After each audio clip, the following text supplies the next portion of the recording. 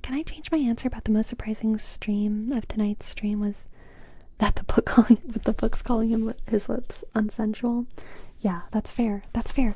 I kind of wonder if this guy's gay, honestly. And I don't mean that as an accusation. I just mean like he does talk a lot about gay history, and he seems very, very interested in the gay aspects of the history of the Renaissance.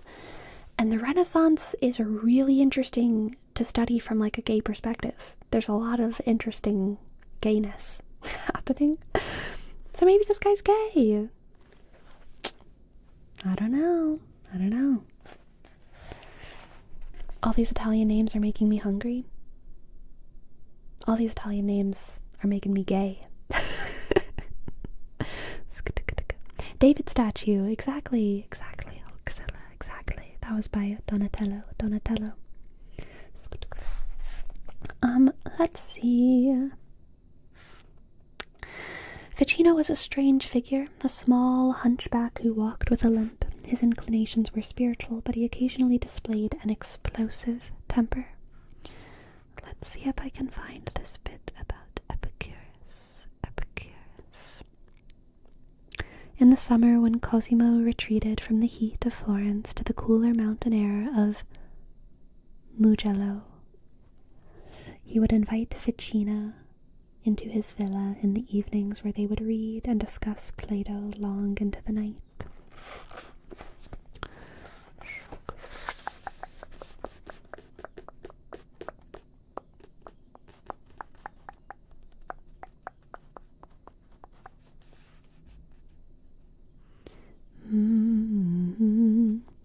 The Platonic ideas of beauty, truth, and the absolute became central to Ficino's thinking, which resulted in his interpretations of these ideas becoming highly influential amongst the artistic and literary humanists of Florence. He famously wrote that beauty lay not in the shadows of matter, but in the light and form, not in the darkling stuff of the body, but in its lucid proportion, not in the sluggardly sullied weight of the flesh, but in number and measure. Interesting. Ah, I found it! Okay. Yet Ficino could not accept all manifestations of humanism. His ideas tended to the spiritual, and at the age of 30 he would become a priest.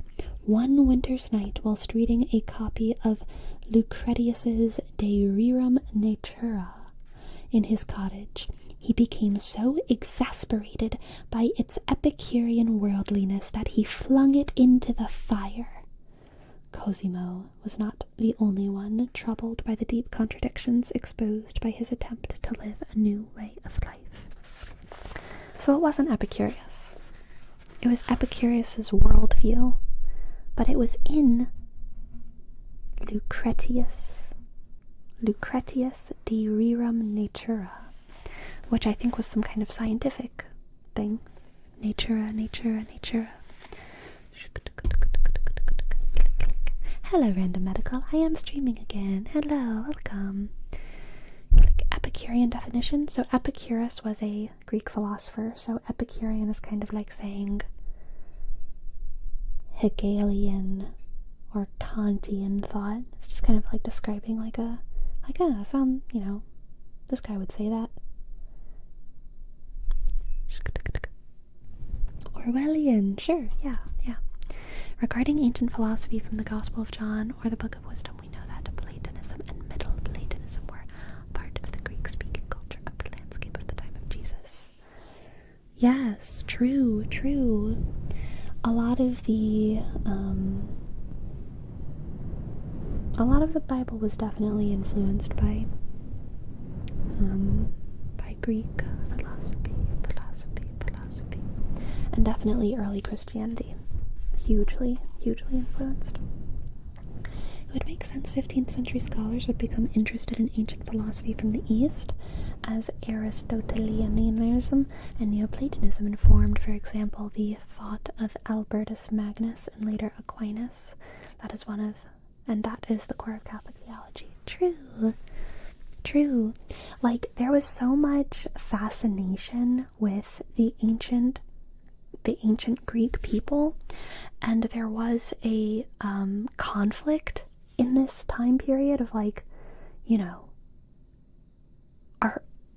we feel like because we kind of worship the idea of Plato and Socrates and Aristotle, and then we also worship like Jesus, who's like way more recent than these people. These Renaissance philosophers wanted to believe that that Plato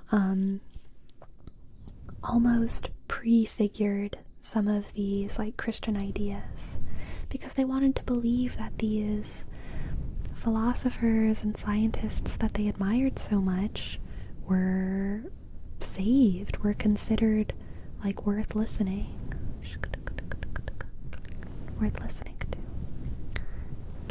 It says I'm not allowed to view the stream. Mr. Evil Cloud, why? I wonder why. You're allowed here.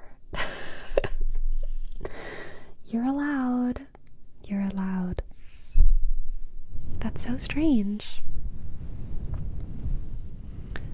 Aristotelianism? I think that's how it's supposed to be said, right? Aristotelianism? Like Chipotle? Because it's not Aristotelianism, right? It's not Aristotelianism. It's gotta be Aristotelianism. Like Chipotle. Right? Surely. Chipotle.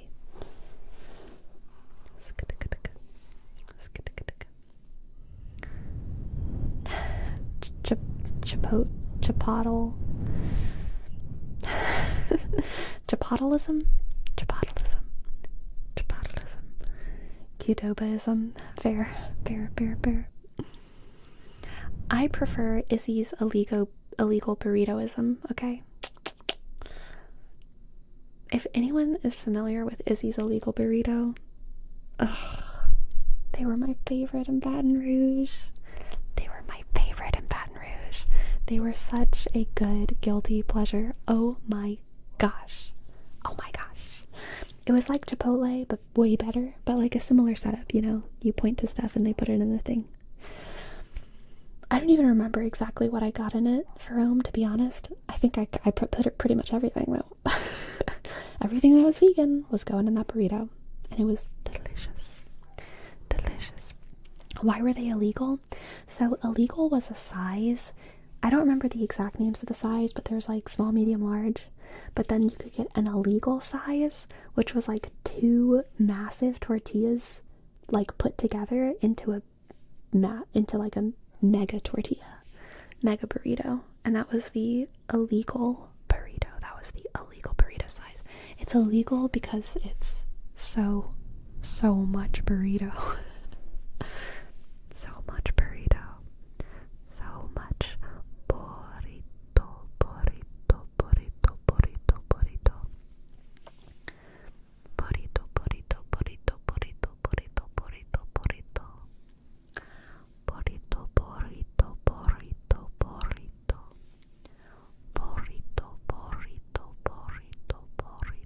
So, Italians, if I still have any Italians in the chat, I want to know from your perspective as just kind of like an ordinary Italian person, when you think about the Medicis, do you think mostly good things or bad things? And,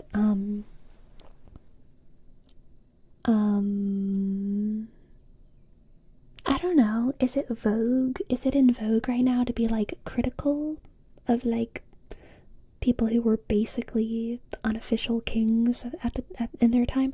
Or is it in vogue to be like, yeah, but they kind of like were the fathers of the country, and they funded a lot of the Renaissance, and they kind of brought humanism in all these different ways? Like, what's the vibe? What's the vibe on the ground today for Italians thinking about the Medicis?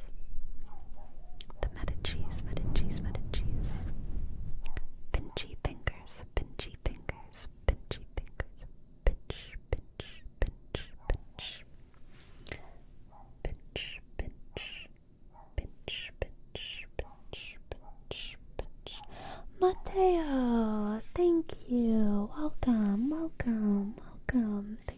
for your tip. Thank you, thank you, thank you.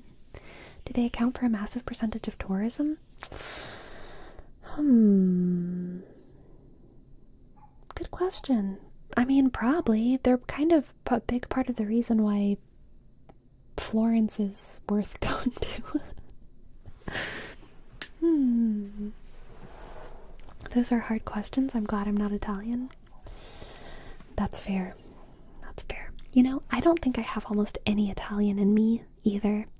And I have a lot of Europe in me, but as far as I know, no Italian. No Italian.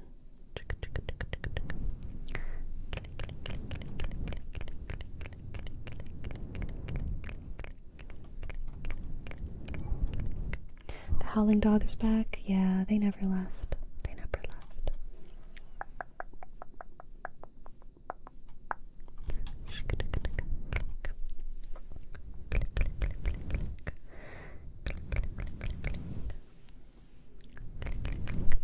My mom went to Italy, I think more than once, but at least once whenever I was a kid. She went there on like some kind of business trip.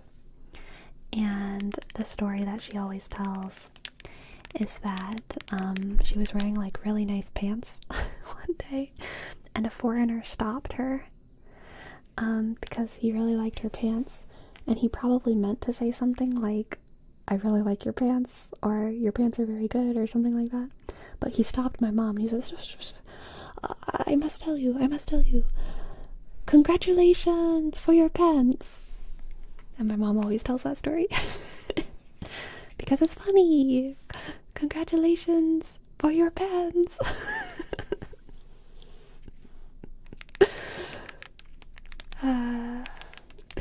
Yay, pants. It's good. It's very good, very good. Thank you, TK Zion. Thank you, thank you. We should congratulate people on their pants more often, probably.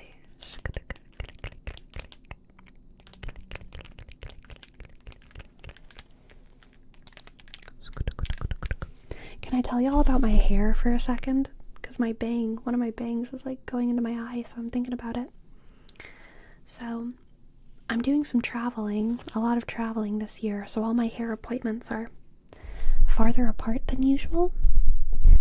But the next time I go to get my hair done, I'm thinking about doing like more of a blunt cut here. Because like right now I kind of have like my bangs kind of, they have a pretty gentle fade into the rest of my hair. Same on the other side. And usually when I put my hair in a ponytail, you know, these little guys kind of hang out. Not usually this much. It's usually just these guys. These guys hang out. But I'm thinking about making that like a more blunt cut. Kind of like a hime cut. Probably not, you know, I don't have straight hair, so even if it's a blunt cut, it's never gonna quite look like it does on straight hair. But if you're familiar with an hime cut, H-I-M-E cut, I'm kind of thinking about sort of something like that.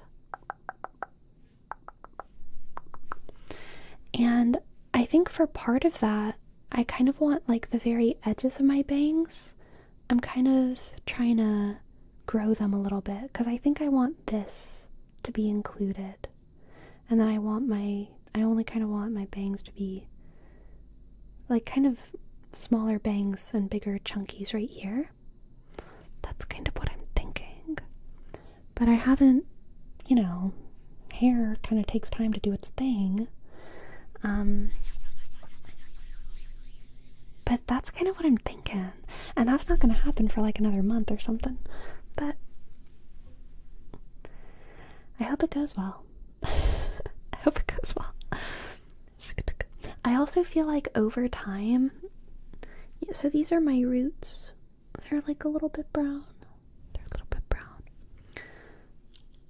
And then this is, you know, the color that I dye my hair. But I feel like over time, the color has become, I'm so sorry, I keep hitting my mic. I feel like the color has become less and less red.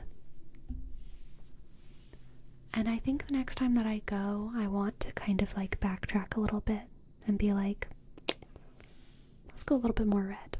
A little bit more red. A little bit more red. A little bit more red. A little bit more red. So that's my plan. And I'm pretty excited.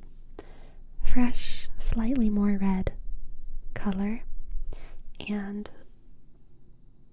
like sort of a hime cut, but not really because I have wavy hair.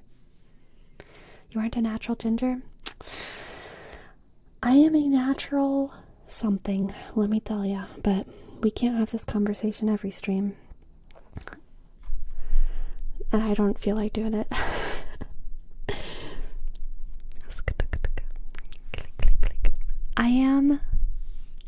I'm not a brunette. I can say that with confidence. I'm not a brunette.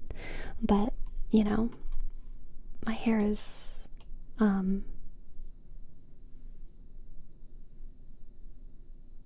red-ish in the sun, but not really red indoors. That's how I would usually describe it.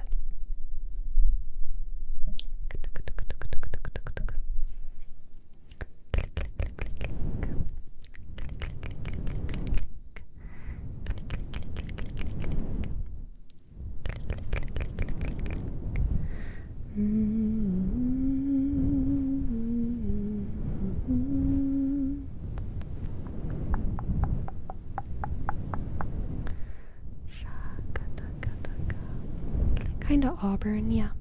I think that's fair. That color.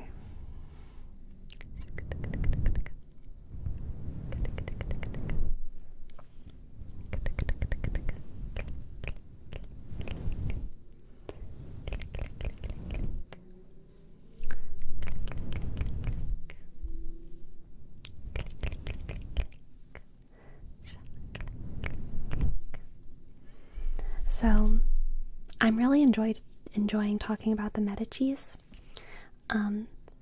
And where we stopped today, my cat basically stopped me, and we stopped right before we started talking about all of these specific artists of the Renaissance. So maybe we'll pick up there next time. We're gonna talk about Donatello, Botticelli, Michelangelo, Filippo, something like that. All kinds of fun things. And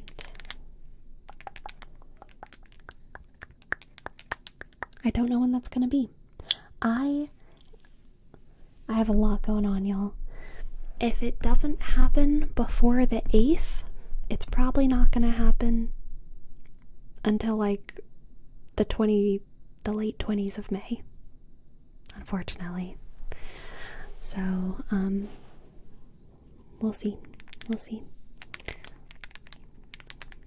But I think it's pretty fun to read books and learn about different countries, and who knows, maybe by then I will have even finished my book about the Medicis. Yes, everyone, I hope you review this stream a couple times. Make sure you have your name pronunciation down pat. And your dates. Let's remember the order of the Medicis. Giovanni, Cosimo, Piero the Gouty, Lorenzo the Magnificent. Let's do it again.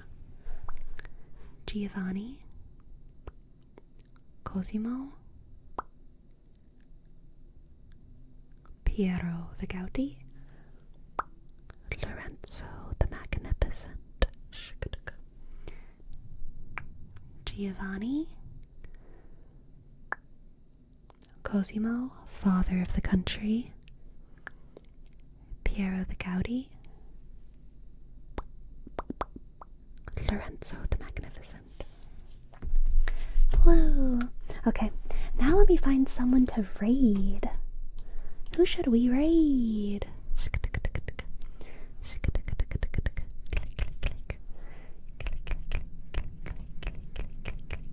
Looks like Skeptical Pickle is streaming. Screaming. Looks like Skeptical Pickle is screaming. So let's read her. Hulkzilla, thank you so much for gifting 5 subs. H U L K C I double L A 9 Thank you, Hulkzilla. Good point for Rome. We should bring back the tradition of naming the stream at the end of the stream. So what should we name it? What do you think we should name this stream, my friends? It was obviously talking about the Medicis. But what's like a good title?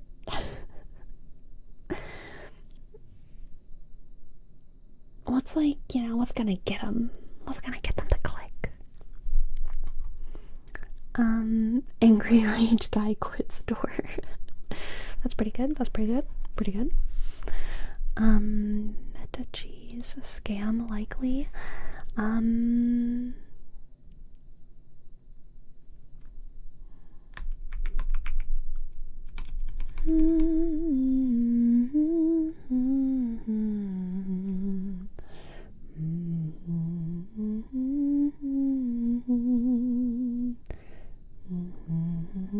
Mispronouncing bruschetta? Will that get him?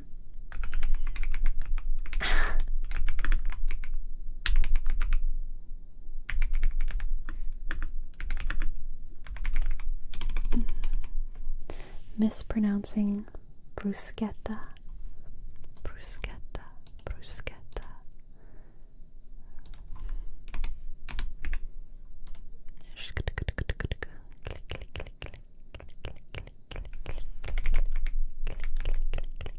I don't want to rage bait. I feel so bad. I don't really want to rage bait them. They'll be so mad at me. Thank you for the tip, Ninja. It has an H, right? And doesn't it have like 2 S's or something? Now I don't even know how it's spelled for real. Now I'm actually gonna not even rage bait them. Now I'm just gonna actually mess it up. Okay, I'll just be like, I'll just name it Medici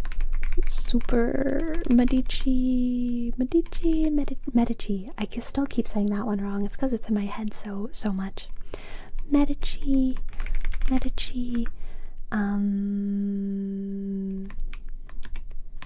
names crash course.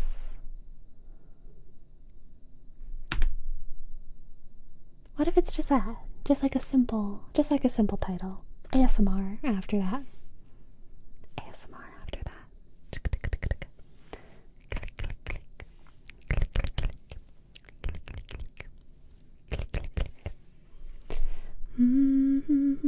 I'm gonna start the raid. Just so that's going. And while that's going, I'm gonna start saying goodnight to everyone.